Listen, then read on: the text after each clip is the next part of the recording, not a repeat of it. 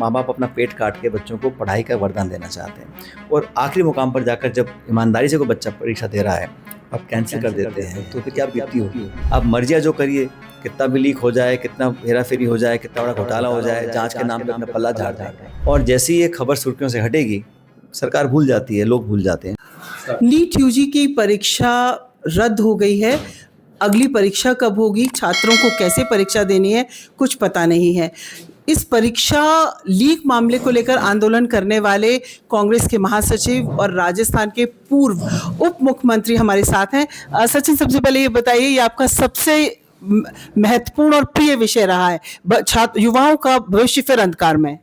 मेरा विषय प्रिय नहीं है, लेकिन ये बहुत प्रासंगिक विषय है क्योंकि इस देश में बहुत सारे नौजवान हैं, यंग पॉपुलेशन है और लोगों को जीवन में आगे बढ़ने के लिए हम कहते हैं कि पढ़ाई से बड़ा वरदान नहीं है। तो जो शिक्षा प्रणाली है, जो एग्ज़ाम कंडक्ट करने के जो एजेंसीज़ हैं, अगर वो फेल हो जाएंगी और लगातार कॉम्प्रोमाइज़ रहेंगी तो ये अच्छा संकेत नहीं है देश के लोकतंत्र के लिए, देश के समाज के लिए। तो मैं तो चाहता हूँ इसमें कार्रवाई होनी चाहिए। अभी जो पेपर लीक हुआ है, कैंसिल हुआ है, उससे लाखों करोड़ों प्रभावित हैं परिवार और बड़ा दुर्भाग्यपूर्ण है ये पूरा घटनाक्रम।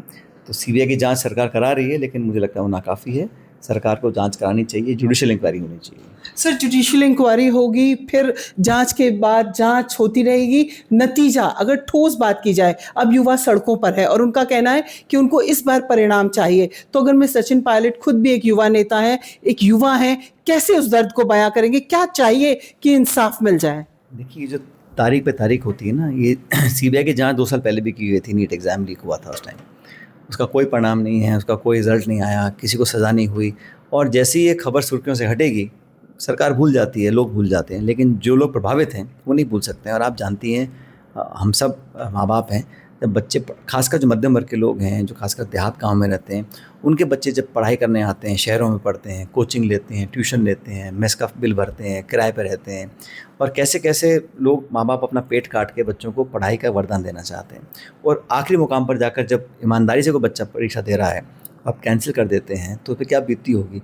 तो उनके अरमानों पर जो पानी फेर रहा है उसका रिस्पॉन्सिबल कौन है? उनका जो टाइम ज़ाहिर हो रहा है, जो कोई लागत लग रही है और सबसे बड़ी बात है जो विश्वास उनका ख़त्म हो रहा है, ये सबसे बड़ी पूंजी होती है लोकतंत्र में। जनता का विश्वास सबसे बड़ी पूंजी है। उसको आप अगर ख़त्म कर दें और सिर्फ अपने अहंकार में बैठे रहें और जांच ऑर्डर करते रहें, मुझे लगता नहीं से पार पड़ेगी। तो कोई ना कोई तो उसमें एक्सेप्टेबल अपनी रिस्पॉन्सिबिलिटी एक्सेप्ट। सर, क्या जवाबदेही चाहिए?